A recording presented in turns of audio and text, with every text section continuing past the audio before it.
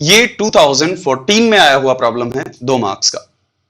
एक ब्लॉक है जिसका वेट है 200 न्यूटन, एक लेवल प्लेन के कांटेक्ट में है, वो कोएफिशिएंट ऑफ स्टैटिक फ्रिक्शन है 0.4, कोएफिशिएंट ऑफ डायनेमिक फ्रिक्शन या काइनेटिक फ्रिक्शन है 0.2। ब्लॉक पर एक हॉरिजॉन्टल फोर्स अप्लाई किया है हमने, और वो हॉरिजॉन्टल फोर्स ना टाइम के साथ वेरी कर रहा है, टाइम के साथ चेंज हो रहा है। T denotes the time in seconds. अभी आपको बताना है कि 10 सेकंड बाद वेलोसिटी क्या होगी। तो एक हिसाब से ये बहुत आसान प्रॉब्लम है। Why this is an easy problem?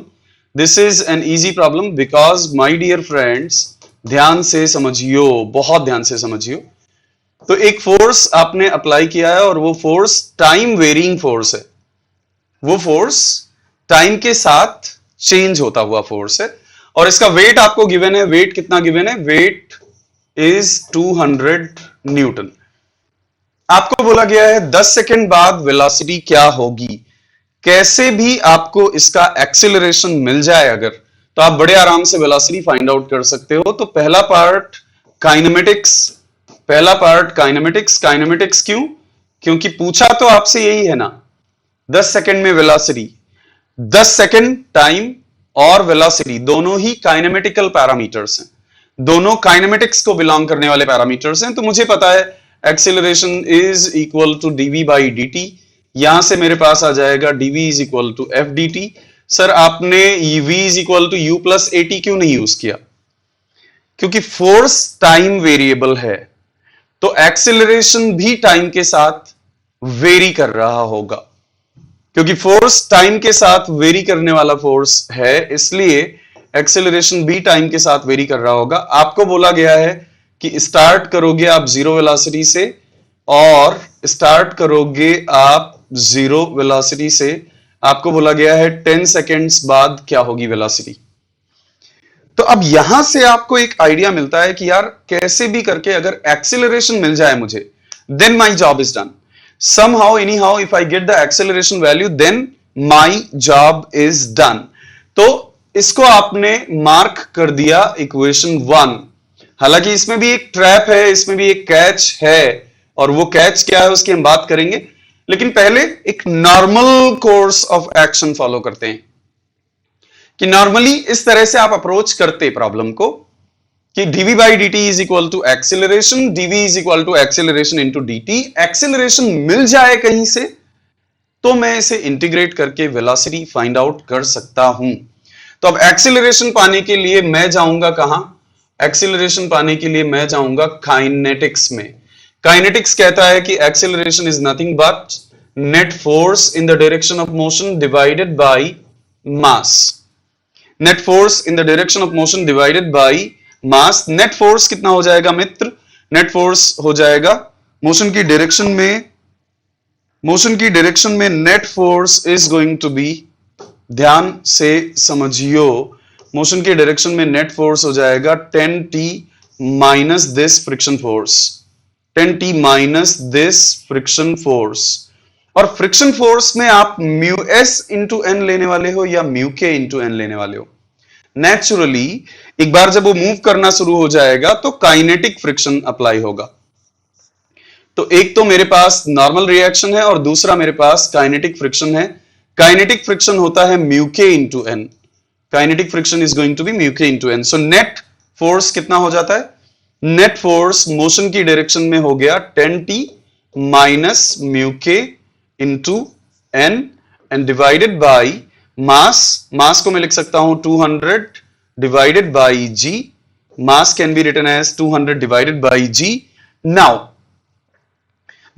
ध्यान से समझिए, देखो मैंने बोला था ना कि एक्सीलरेशन टाइम पे डिपेंड करेगा क्योंकि फोर्स टाइम पे डिपेंड कर रहा है, इसलिए कांस्टेंट एक्सीलरेशन वाला फंडा मत यूज करने लगना। Therefore please don't use constant acceleration फंडा। So now acceleration is how much? Acceleration is this much. Mu k n की वैल्यू हो जाएगी 200 क्योंकि y डायरेक्शन में तो कोई मोशन है नहीं, तो n और 200 बैलेंस होने चाहिए। तो मुझे मिल जाएगा 10t माइनस म्यू के की वैल्यू मुझे गिवन है, म्यू के की वैल्यू है 0.2 multiplied by 200 and further divided by 200 and further divided by g। इस तरह से मुझे एक्सेलरेशन मिल गया as a function of time. As a function of time acceleration मिल चुका है। आप टेम्प्टेड होगे इसको रख के इंटीग्रेट करके वेलोसिटी फाइंड आउट करने के लिए। You will be tempted to put it here and calculate the velocity immediately, but there is a catch, and that catch is what? That catch is कि आपको लगता है कि मोशन 0 से 10 तक लगातार हो रही होगी, ब्लॉक को लगता है कि मोशन 0 से 10 सेकंड तक लगातार हो रही होगी, मुझे लगता है कि मोशन 0 से 10 सेकंड तक लगातार हो रही होगी। बट रियलिटी ये है कि जब आप 0 से स्टार्ट करोगे तो कुछ देर तक तो मोशन होगी ही नहीं। कब तक मोशन नहीं होगी मेरे दोस्त? कब तक मोशन नहीं होगी मेरे दोस्त? मोशन स्टार्ट करने के लिए कितना फोर्स चाहिए? आप देखो, मोशन स्टार्ट करने के लिए कितना फोर्स चाहिए? मोशन स्टार्ट करने के लिए आप देखो कि मैक्सिमम फ्रिक्शन कितना डेवलप हो सकता है इस सरफेस पर। मैक्सिमम फ्रिक्शन जो डेवलप हो सकता है वो होगा mu s into N, and mu s into n का मतलब हो गया 0.4 मल्टीप्लाइड बाई 200। सो दोस्त, मैक्सिमम फ्रिक्शन फोर्स जो डेवलप हो सकता है इस गिवन सरफेस पर, उसकी वैल्यू हो जाएगी 80 न्यूटन। इसका मतलब जब तक आपका अप्लाइड फोर्स 80 न्यूटन की वैल्यू पर पहुंच ना जाए, मोशन शुरू ही नहीं हो सकती। तो 10 सेकेंड्स में थोड़ी देर तक तो आप फोर्स बढ़ाते रहोगे, बढ़ाते रहोगे, बढ़ाते रहोगे, बढ़ाते रहोगे, but motion will not start at all. So कब तक मोशन नहीं स्टार्ट होगी? जब तक आपका फोर्स 80 से कम रहे। तो तब तक, जब तक आपका फोर्स 80 से कम रहे, as long as your force 10t is remaining less than 80 Newton, मतलब 8 सेकंड तक तो मोशन ही नहीं स्टार्ट होनी है। 0 से लेकर 8 सेकंड्स तक तो मोशन होनी ही नहीं है। मोशन कब होनी है दोस्त? मोशन होनी है 8 सेकंड से 10 सेकंड तक। इसलिए अब आप कहने वाले हो कि ओहो, तो आप नहीं खाइएगा एप्पल। तो मोशन 0 से 10 नहीं होगी, 0 से 8 तक तो वो स्टैटिक रहने वाला है। क्यों? क्योंकि मोशन को स्टार्ट करने के लिए कम से कम आपको 80 न्यूटन का फोर्स अप्लाई करना पड़ेगा, और 10t का मतलब है कि 80 न्यूटन आप तब पहुंचोगे जब टाइम हो चुका होगा 8 सेकेंड्स। अब आप इसको यहां पर रखो और इंटीग्रेट करो। Now you put this acceleration value into equation 1 and integrate it.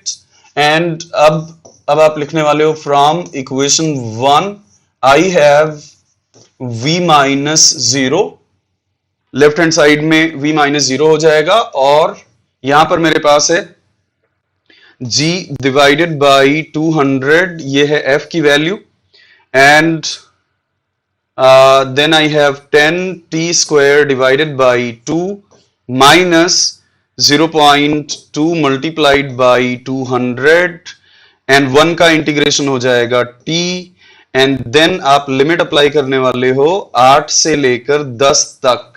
You are going to apply the limit from 8 to 10 seconds. Main catch इस प्रॉब्लम में जो है वो यही है कि पूरी मोशन 10 सेकेंड तक 0 से 10 तक हो ही नहीं रही है। ये कह रहा है कि मैं नहीं बनूंगा, चाहे जो कर लो आप। Wait a moment. अच्छा, ये क्लोज पे क्लिक हो गया। Just wait a moment.